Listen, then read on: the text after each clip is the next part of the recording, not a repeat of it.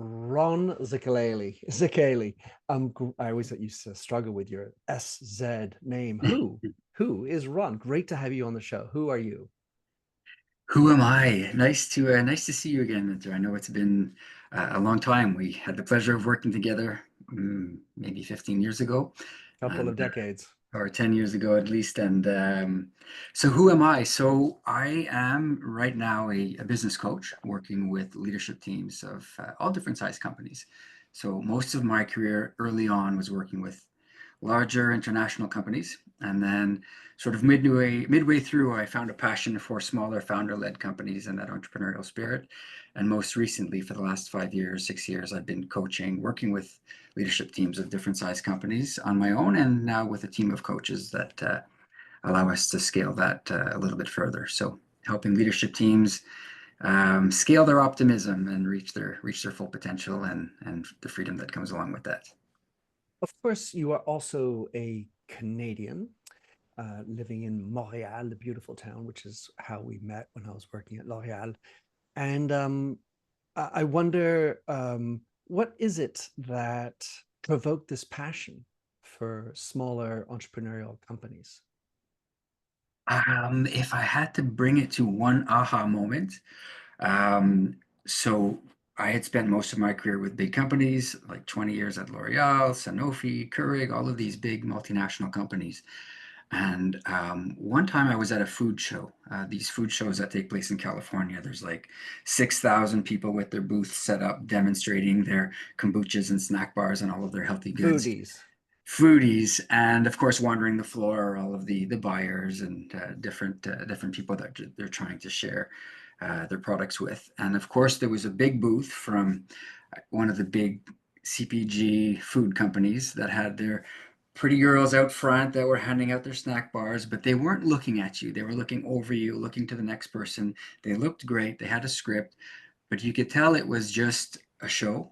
And right next to them, there was this mom and pop sort of food display booth. Small, they couldn't afford a big booth, but they had their booth. And the thing was, behind the booth were the founders. It was the husband and the wife who literally the night before were making these snack bars that they were so excited for people to try.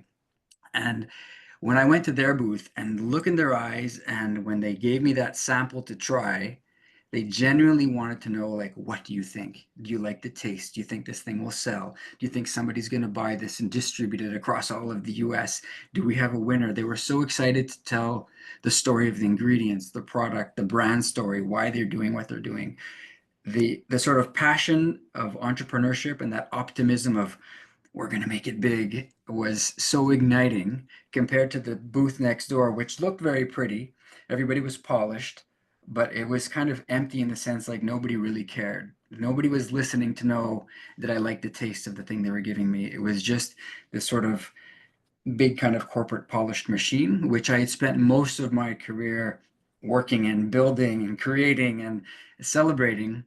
And when I saw the passion of this sort of up and coming couple that were thinking we're going to change the world with our snack bars, they're going to be healthier, there's better ingredients, and just their sort of passion, personal story, I was like, I wish I could help them, grow and become as big, and sort of take some of the market share and some of the consumers from these big players that have somehow lost in some sense their appreciation for what they're doing, the product, the consumer, the brand, the benefits.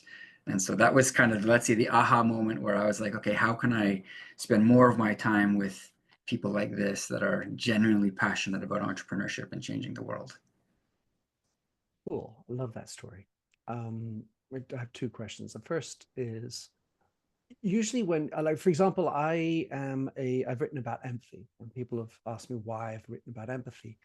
And usually there's something missing that's made me want to go into empathy. So for example, I would characterize myself as being reasonably empathic, but many times have I not been and not known how to be. And I certainly don't have what they call as affective empathy, which is emotional empathy, where I can have mirror the same emotions that you have. It's more of a work. So that is a context for this question, which is, what is it about your life that led you to need to help people with that kind of a passion?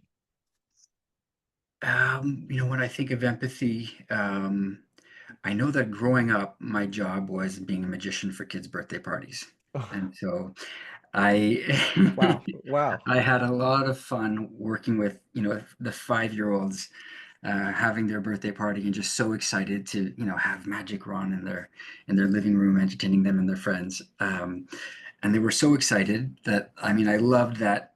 It's probably 6, 7 years of my life while I was going through school and doing that on weekends.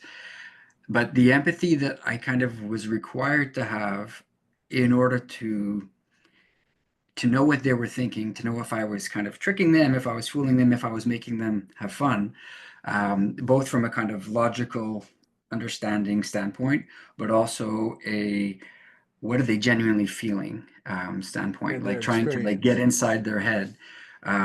I learned to appreciate, let's say, the ability to almost step inside their body and both feel it and understand why am I feeling what I'm feeling.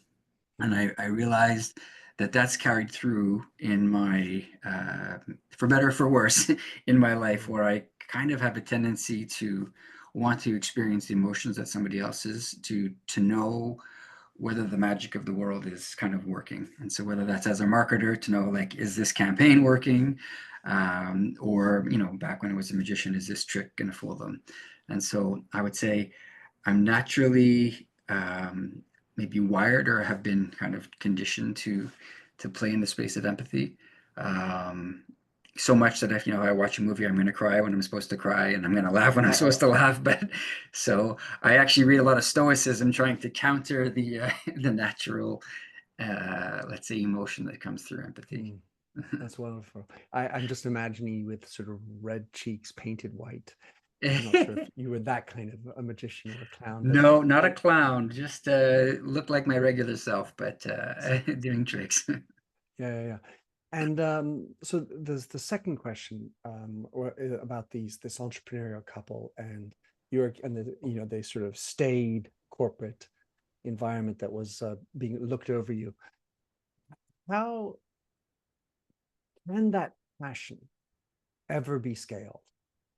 I mean, really, if we were to think back to Schweller, whomever, or Paula Hmm. Kent in my world, they had passion, and then little by little, processes, size, corporate lawyers, also shareholders, I tend to just screw it out of us. How does one, in your mind, do you think that there's a ceiling, or there's some kind of magic sauce that allows those two beautiful, that couple entrepreneuring with that desire to know your taste and love my new snack bar? Can it ever? How can it ever Yeah, last? it is a challenge for sure as companies become bigger and you forget why you're doing what you're doing and you kind of get so lost in the data and the systems, the processes and teams and the machine. Um, but I think if you remind yourself why you're doing what you do, so come back to your core purpose and spend as much time as possible with consumers, listening to consumers, genuinely listening to consumers, um, I think it can reignite that passion and that sort of obligation and sense of commitment that you have to, like, you're making a product for somebody to change their lives. And so when you remind yourself of who that person is and you kind of reattach to the empathy of that actual end user, it takes you out of the machine and reminds you, like, at the end of the day, everything that we're doing here is because there's somebody that's going to use this product on a daily basis. And so whether it's a skin cream that they're going to put on their face every morning, reminding yourself, like, there's somebody every single morning, they're opening their jar, they're putting their hand in it, and they're rubbing it on their face, and they want to feel a certain way. And when you reattach yourself to the commitment to making great products, the commitment to changing somebody's lives, and seeing, like, the faces of the people that you're actually trying to change, and you listen to them and get their feedback, I think you can reattach to that sort of core purpose that started you off and reignite you and get you out of the machine once in a while. And I think if there's one piece of advice for marketers or senior leaders is, get back out in the field, talk to the people that are actually using your products, and do it for yourself, because that's how you kind of reignite the mission and the appreciation for the consumer. And you feel good about yourself because no matter what you're making, you realize if you're making it well, like you're helping somebody in some way. And so you don't have to be, ending world hunger to be doing a mission-driven kind of enterprise. No matter what you're making, you can do it in a better way that makes somebody's life better. So talking to the end consumer is probably the only hack I can think of, to counter that natural tendency to get stuck in the increasingly complex over time. Yeah, I know that with your Boss 360, you do talk a lot about brand, and I can't help but it really comes back down to understanding of who you are and what you stand for as a brand. And my conviction would be that one of the hacks that I have is really recreate how you onboard people. And because even in the onboarding thing, you need to have everybody who's already on board understand that that's who we are. An example I have, which doesn't go well, is France. I became naturalized citizen of France. So they had an onboarding process for naturalization. They told me all sorts of things about France. Since I've lived in France for 20 years, Mm. French national father, French wife, I, at that point, kind of knew a little bit about France. And what I completely stark raving got angry about was what they were telling was nothing to do with the reality of how it is in France. And on top of that, the people in France had no idea what we're recounting to immigrants and people who want to naturalize. So the issue is making that coherence start at the very beginning. Looks like you have frozen. There you are. You're back. Did you hear Sorry that? if the sound cut out there. We're getting 30 centimeters of snow right now, so we may Oh, be. I don't know if it's on my end, but it's possible that the Wi-Fi slowed down just recently. we'll get back to that. Did you hear what I just went through? I heard you talking about France, and then it cut out Uh, when you said what they're not sharing during the well, onboarding. it surely would have recorded on my side, but the notion is that the presentation of France to the naturalizing people was disconnected from the reality of what France is, and worse, it was not made aware to the French what they're recounting about who we are as Mm. French, and that sort of discrepancy is absolutely vicious, and so it's a very disappointing landing, etc.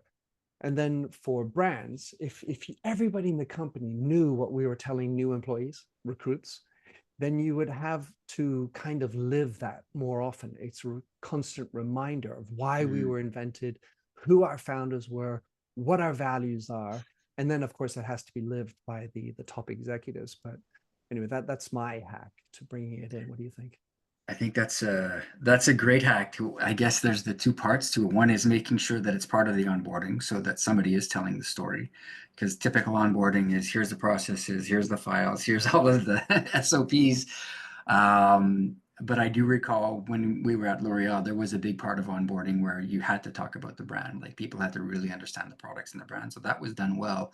A lot of companies I'd say today don't include that. So reminding them at the onboarding, but then letting them participate that on a regular basis with future onboarding so that first they learn it when they come in, but then they're now forced to tell that story over and over again as new people come in or externally to make sure that the brand and the product and the why and the core purpose are not just on a piece of paper in somebody's drawer somewhere, but are brought to life and that story is told with passion on a regular basis. I think that's a great hack.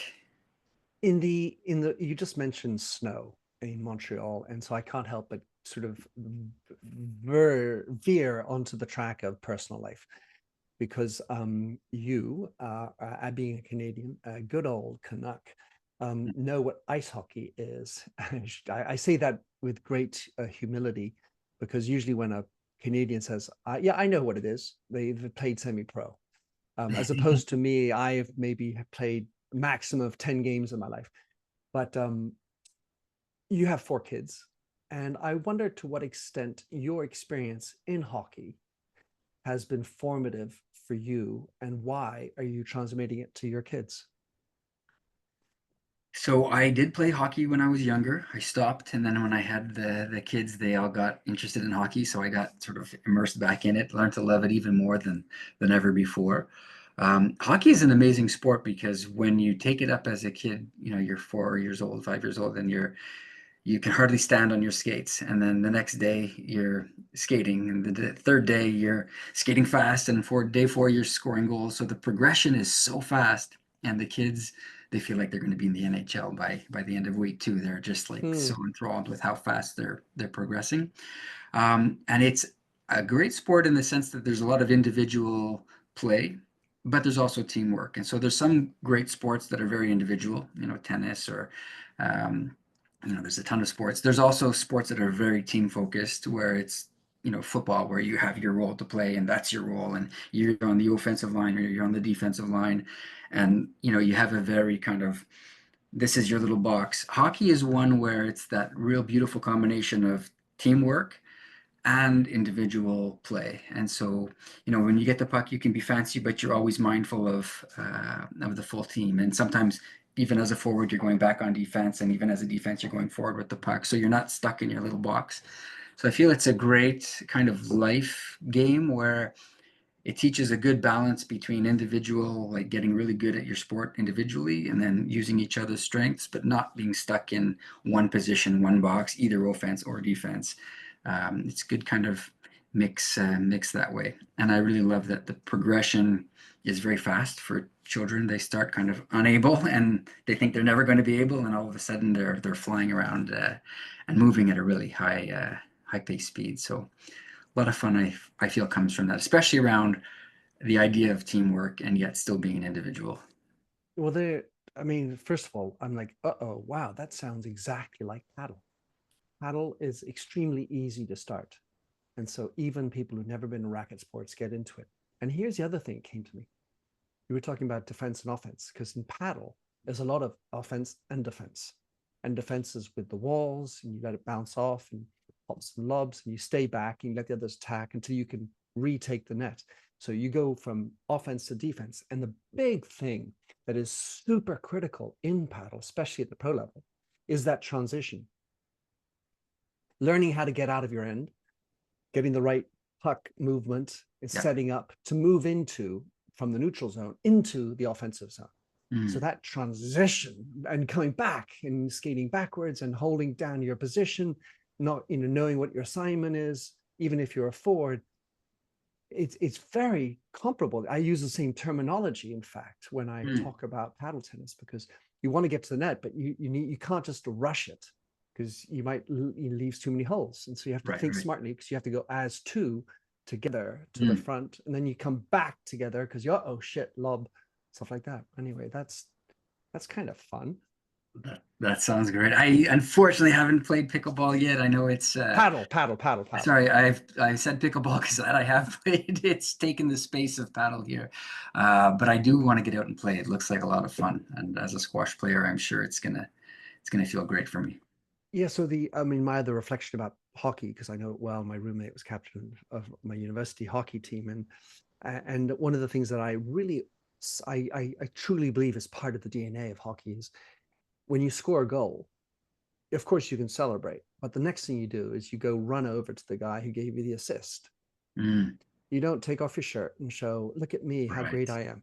Your job was to freaking score and Yeah. recognize that you didn't get there all by yourself. Occasionally you do, but unassisted. Yeah. But for the most part, you're very much thankful for being part of that team, like you're saying.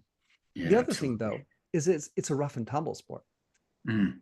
and in today's world, I feel like brands as well. By the way, we all tend to run to safety. I agree.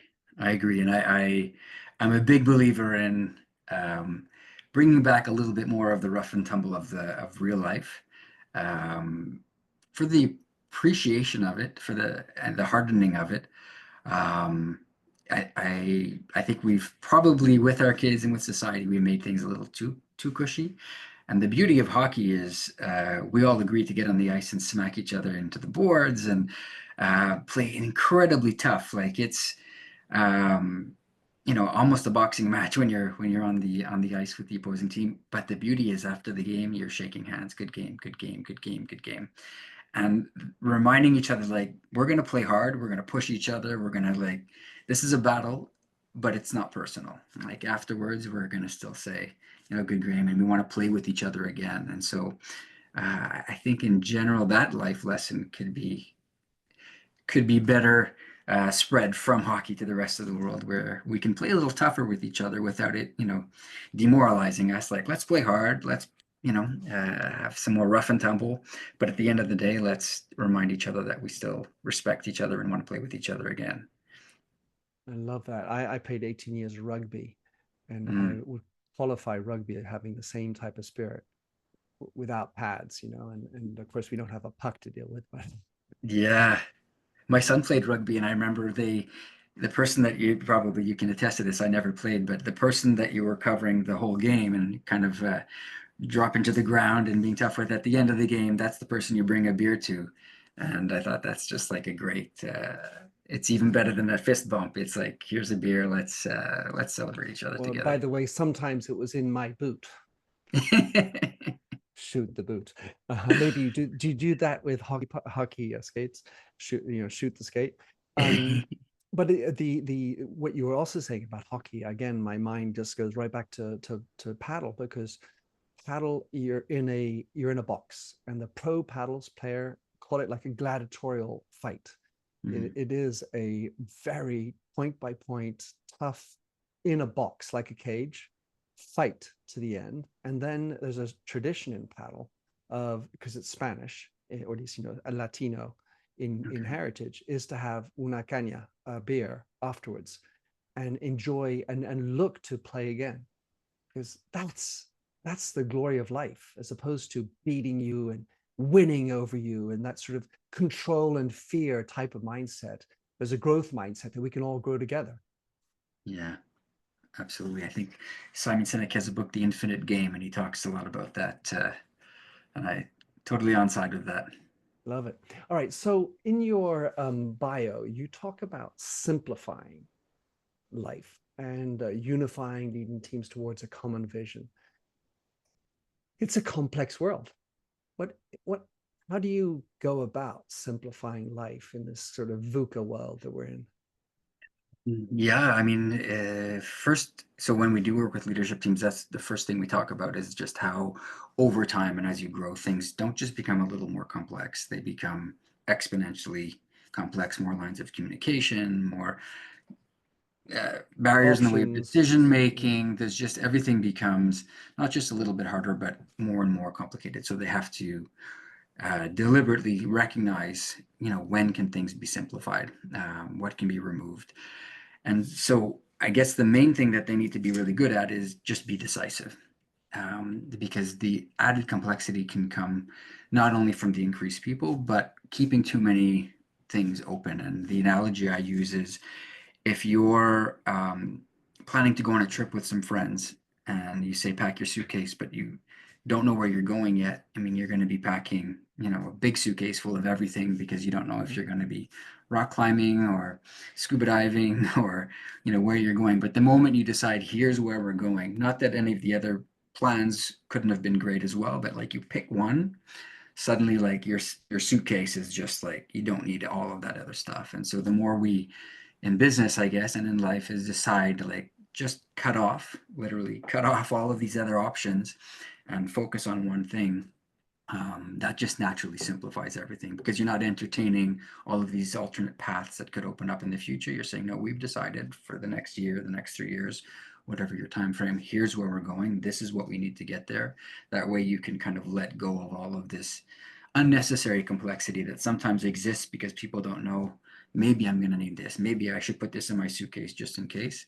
It's to say, no, the moment you decide we're going to an all-inclusive, all you need is, your bathing suit and flip-flops, then you can leave all of the other stuff behind. And so pick that destination together and make that.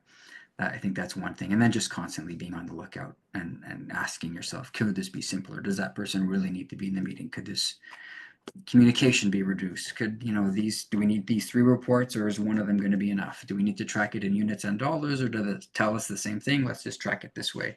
So making the decision to not carry additional things is probably one of the easiest ways to continually work towards simplicity in business and If life. if I didn't know better, and this is a contextual type of statement, I think I could be listening to Elon Musk, cutting things down, cutting out the fat, changing the systems. Because we do it doesn't mean we should. Right. Or those types of reflections, but yet in business we seem to just overload ourselves. So I'm pretty aware that you have some tools that you use to simplify. Give me an example of a tool that helps you or helps a company to get back to the root. Well, one of the most important would be just agreeing on your priorities. So, well, first of all, once you have your plan established, where you're going to be in 10 years, 3 years, 1 year, then bringing it down to the quarter, and then quarter by quarter, just like what are the 3, 4, maybe 5 things we're going to focus on for this quarter. Get everybody exactly on that same page so that you're not trying to do a million things at once, but you're really saying, no, these are the 5 big things, and you stay incredibly focused on that. I would say the accountability chart simplifies things tremendously as well. Sometimes What's that? so it's like an organizational chart where normally you would have like names and titles, but in an accountability chart, the titles don't really matter. It's what are the 5 things each person is going to be accountable for? And by accountable, it's like somebody is counting on you for that. And you have your name and you have these, take your whole day, take your whole job and put it down into 5 buckets. And that way everybody has their name plus their 5 things. And that's shared across the organization. So everybody knows kind of who does what. And you don't need to think in terms of departments or all of these hierarchies. It's kind of like these are the 5 things this company is counting on me for. And when you articulate that, you realize sometimes there was some overlap, there was redundancy, sometimes there's gaps and things aren't being covered. So that's one of the first things that we put in place is let's just build an accountability chart where everybody's job can be summarized in 5 bullets. And then let's share that with everybody. And first we make sure that it makes sense and it's the right chart, but then we teach them like, okay, now this becomes shared, and it becomes when you have conversations in a one-on-one, these are the 5 things you're kind of checking in on. How's this going? How's this going? How's this going? And it keeps people really focused on like what's the main thing that everybody's counting on them to get done. Those would be probably 2 things. Is that in addition? There's probably some playbooks we could talk about, but setting priorities and having clear accountability is probably the 2 that make the biggest impact. I love it how you answered that, and I'm wondering why 5. You need a number. And so what we find is if you don't give somebody a number, you end up with some people, they can't stop. They're like, oh no, and then I do this and I do this, and they have this list of 20 things. And with 20 things, you can't remember. And other people will try to put it into 1 or 2 things, and then that's not enough. So we find when you're really precise and you're not flexible, you just say, no, you've got to make it 5. That way, everybody feels like they're in charge of 5 things. And so whether you're an administrative assistant or whether you're the head of finance, at the end of the day, if you put it into 5 buckets, everybody can kind of remember what are those 5 things. And when you meet with people, when you do a performance review, these are the 5 things you check in on. And it just kind of creates a level playing field and a sort of common way of thinking about Yeah. we're all doing 5 things. Yeah, for sure. Somebody's 5 might be a bigger 5, but they probably have people helping them, etc. But it's somewhat arbitrary, but it's enough that people can remember, and not so few that it doesn't allow us to dissect them enough. So it's kind of probably the easiest number to keep in your head. Well, I smile because, for example, I've long written about the 5 E's. So there are 5 E's of leadership, 5 E's of marketing, 5 in this, that. And at the very beginning, I always struggled to remember all 5, even though I wrote them. So I looked into this, and I feel for me 3 is a better number in general, where I look at it, because 3 you could always remember. I feel like the 4th thing you're starting to fumble on, and the 5th one, hopefully you don't have to get called on it somehow. That's been my experience. And so further to that, it's not 1 or 2, because that's a little bit too radical. But the other thing of 3, which is interesting, is when everyone has 3, the bigger 5 of bigger game goals of the company may be 5.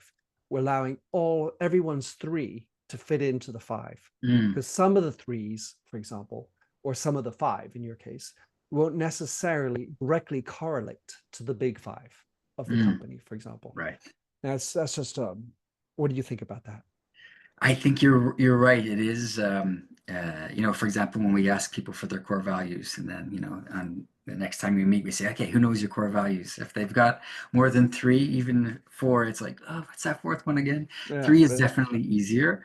One of the good parts about five is one of the five for anybody that has to manage somebody. They're already one of the five is taken up. We call it LMC, so lead, manage, and coach. And so you have to make sure that that's one of the most important things. It's one of your five is you're going I to love lead, it. manage, and Yeah. coach Hmm. somebody. And then Hmm. we explain the difference between lead, manage, and coach. But at least so now you've only got four. Right, And right. I love it. I love it. That actually no, that goes back to this idea of the top five, yeah, where as an overall company, this is how we are. And the question then becomes, I've always found it, going back to my initial question of finding that link between the passion of the entrepreneur and the company, is making sure each individual who's in the company, whether they're the janitor, the secretary, or the CEO, that they all have some personal link into mm, what started at the company. You won't have a total match ever right. where everything links in perfectly, but you can find yourself in there somewhere, Mm, and finding that mesh is what actually keeps that passion going, which is what was my experience at Redken, which was not my experience in most of the other brands that I ever worked right. for. Yeah, that's a good point. I'm going to take note of that. I think there's a way to weave that into the accountability chart building exercise that we do. Some way of connecting everybody to the greater purpose and realizing that they have a part to play in that. Beautiful. So you've worked in beverages and beauty and health, pharma, amongst others. I think for some people say you have to have a strict focus, vertical expertise, because headhunters only want to hire people who have done exactly the job that you've done before. What has it brought to you to have had such a variety of experiences, and now that you're in your coaching world? Yeah. So I started my life in beauty for 18 years. I was at L'Oreal before venturing out. So I was really, I mean, it was a great school. As you know, they teach you, get you out of your comfort zone, keep you growing year after year after year. So you learn best practices. And I learned a lot, but it was within one field. After that, I did work in beauty a few other times. I worked at Coty. I worked at a local company called Group Marcel. So it allowed me really deep understanding of the beauty world.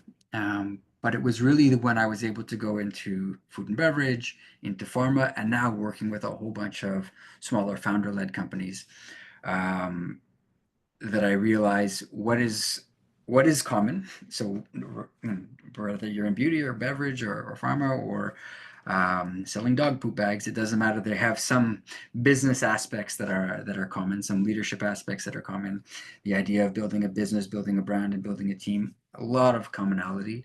Um, but I was then able to appreciate the specificity of different industries and what makes their business models work, and understand that flywheels, the reason a kind of business self-perpetuates itself, um, can be very different from industry to industry, from company to company. And by being able to see different industries, allowed me to connect the dots, but also to appreciate their differences. And something that I probably didn't at the beginning. I had kind of straight out of school L'Oreal for almost 20 years. I didn't realize to what extent there were other ways of thinking about the world, thinking about branding, thinking about building teams and all of that aspect. But at the same time, there are definitely commonalities across Mm. uh, Well, that's a all great industries. segue, Ron, at this question, which I've never asked, but what is something that you think everybody, regardless of their industry, should stop or start doing? There's a few things. One thing that I only discovered later in life is the power of journaling, which is sitting Mm. down with pen and paper and my thoughts on a regular basis. Something I never did when I was working, and I kind of was so busy, let's say, consuming and doing and going and meeting to meeting. And only in the last maybe 5 years have I developed a habit of every day and every night, like putting my brain and my paper and my pen together to really reflect and to absorb, what's going well, what's not going well, what am I going to do? Like sort of this, the inner dialogue that I was having, making it a little bit more structured. So the And power of tell me, do you have journaling, a routine? Do you have a routine you now use for that? I do now. So every morning I read. I don't know if you're familiar with Ryan Holiday and the Daily Oh yeah, Stoic. So, yeah. so I start with some readings from Stoicism, and then sort of get into the mindset of being a little bit more reflective, and then I write a few things down that sort of priorities for the day, things I'm grateful for, things like that. And then at the end of the day, I check back in on those thoughts and sort of put a close to the day, celebrate some of the wins, and And just when do you allow. do that at the end of the day? I mean, like it's after dinner, before going to bed, at your desk. It's got to be before going to bed. So it sometimes is when I'm, let's say I'm working at my desk until 6 o'clock and then I closing up shop and moving on to the rest of my day. Sometimes I'll do it then. Oftentimes though I don't. And so if I don't, I leave the light on in my office. And I know that before bed I have to come back, and before turning that light off, I have to sit down and close that journal. An And then atomic habit. An Atomic Habit, and that's a book I read every year because it's I think one of the best at creating these kind of uh, rituals for the good, let's say. Yeah, I used to write diaries, but I ask with great curiosity because I don't have. I mean, I write a lot, but Right, yeah. I don't do journaling. So thanks for that. So just journaling is one thing. You had other ideas? Um, and so I work with a company called Brand of Leader. I don't know if you've heard of them, but they're a client of mine, and I work with them in other ways as well. And so they work with all different leaders to help them articulate their personal brand and um, first to identify it and then to amplify it. But the identification process that they go through of sort of self-discovery, kind of like what do you stand for? What are your values? What's your core purpose? Like really getting At in a touch with personal level. on a personal level.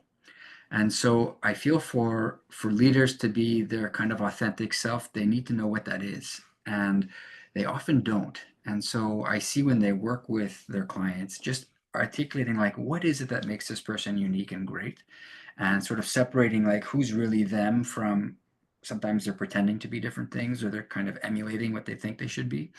And just that process of self-discovery that goes through this kind of commitment to creating a personal brand of like, who am I and how do I want to show up in the world? I think that's something that people should take the time to do. Not in order to kind of create a brand, but more to um, demystify or articulate or discover who they already are so that they become more conscious when they are being authentic and when they're Mm. not. But without that activity, I feel it's kind of hard to know if you're being authentic or not because you've never really asked the question, what Yeah, is, when am I pretending and when am I real? so true. I mean, that was really at the heart of my book about You Lead, which is when you know yourself, you become a better leader. And in that process, how much do you go for your imperfections, the other side, the darker side of yourself? Is that part of the process, or is that something that you leave to discretion?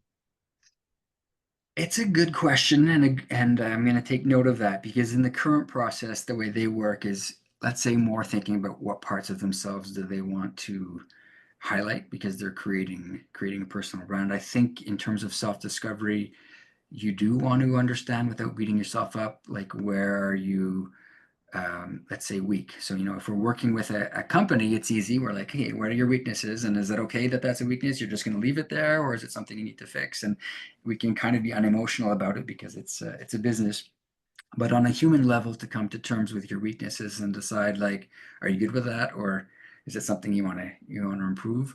That's not currently part of that, let's say, personal branding experience, but I would definitely recommend that on an individual level, you come to terms with those parts as well and just be okay with some things being just the way they are and not Not being confused about parts to fix versus parts to embrace and accept and mm, actually maybe turn into a superpower in some way.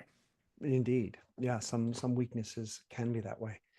Um, I think in today's world, they banty around this notion of authenticity, but it's quite shocking to what extent people are unauthentic or unaware even of how far removed they are from their reality or their truer self.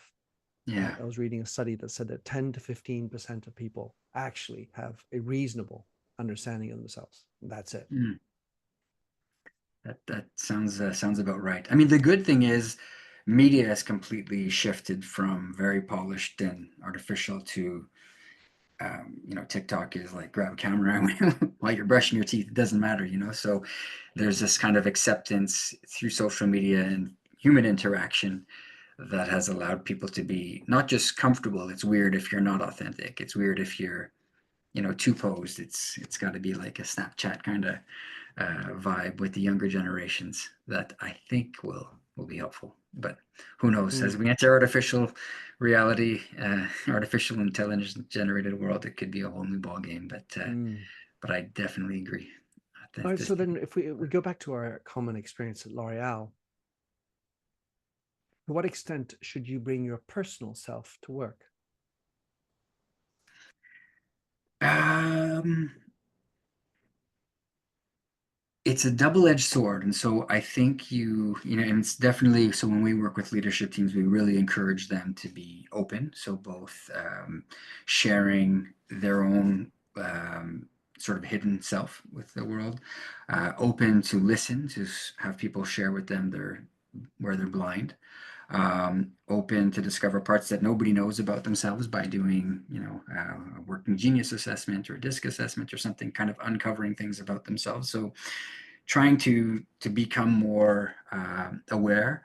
We encourage at the beginning of every meeting, share something great that's going on in your life on a personal level. Like we encourage definitely people to be more human and open and personal.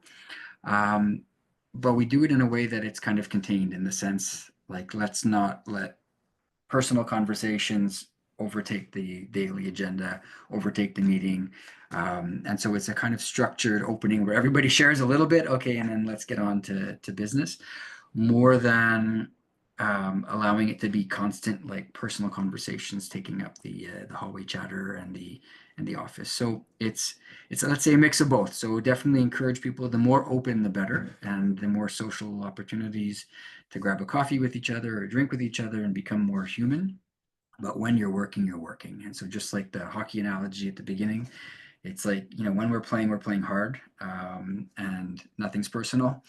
But then once in a while, we have a beer with each other at the end of the game and we get personal. And we kind of have that balance and that duality between being okay with being personal and then being okay with like, let's just put that aside for now and focus on work. So it's somehow trying to have the best of both worlds. And oftentimes it ends up being the worst of both worlds if it's not well contained or managed or shared.